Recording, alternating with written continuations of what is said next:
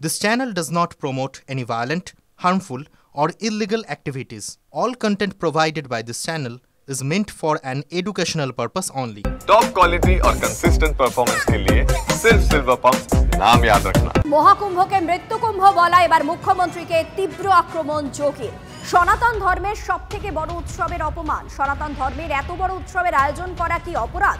সনাতন ধর্মের আস্থাকে সম্মান জানানো কি অপরাধ? যদি অপরাধ হয়ে থাকে তাহলে আমাদের সরকার এই অপরাধ করবে, কারণ সনাতন ধর্ম এই দেশের রাষ্ট্রীয় ধর্ম। সনাতন ধর্মের সুরক্ষাতেই দেশের সব ধর্মের সুরক্ষা। উত্তরপ্রদেশ বিধানসভায় মন্তব্য মুখ্যমন্ত্রী যোগী আদিত্যনাথের। और इनके एक और सहयोगी उससे भी 2 कदम आगे आकर के कहती हैं कि महाकुंभ मृत्यु कुंभ में बदल गया है। ये क्या है? ये क्या है?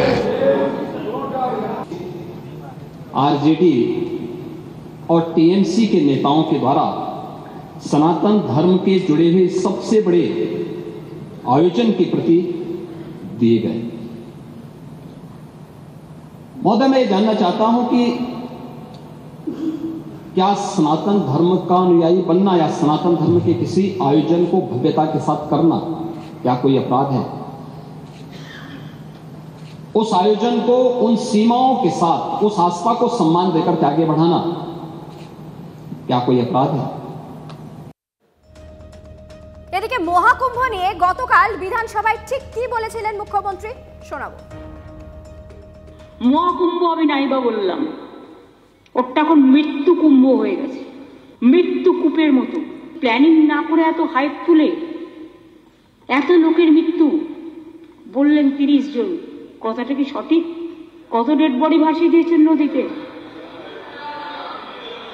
কত হাজার হাজার মৃতদেহের ওপর দিয়ে যারা এই হাইপ তুলছেন আর টাকা কামানোর জন্য ধর্মকে বিক্রি করছেন, তাদের আমি মন থেকে মেনে নিতে পারি না।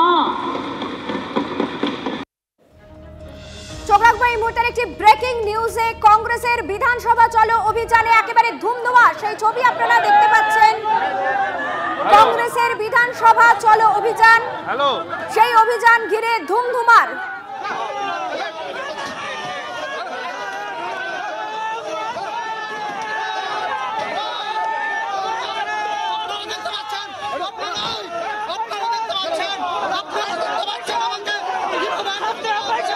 বিধানসভা চলো অভিযানে যারা সামিল হয়েছিলেন তাদের অনেককে ইতিমধ্যেই আটক করে প্রিজন ভ্যানে তোলা হচ্ছে।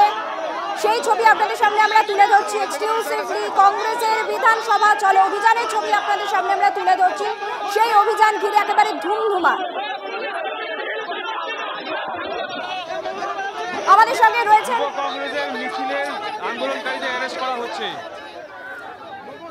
সঙ্গে রয়েছেন আমাদের প্রতিনিধি সৌভিক। সৌভিক, কি ছবি উঠে আসছে?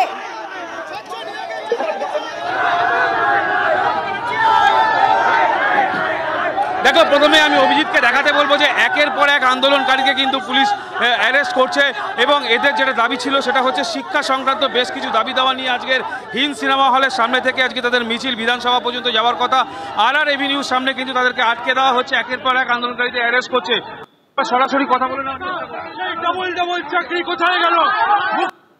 জবাব চাইতে আমরা ছাত্ররা আজকের এই অভিযান করছি। আমাদের দাবি সমস্ত গ্রাজুয়েট এবং ডিপ্লোমা ছাত্রদের জন্য কেন্দ্রীয়ভাবে প্লেসমেন্ট সেল করতে হবে, অবিলম্বে নির্বাচন করাতে হবে।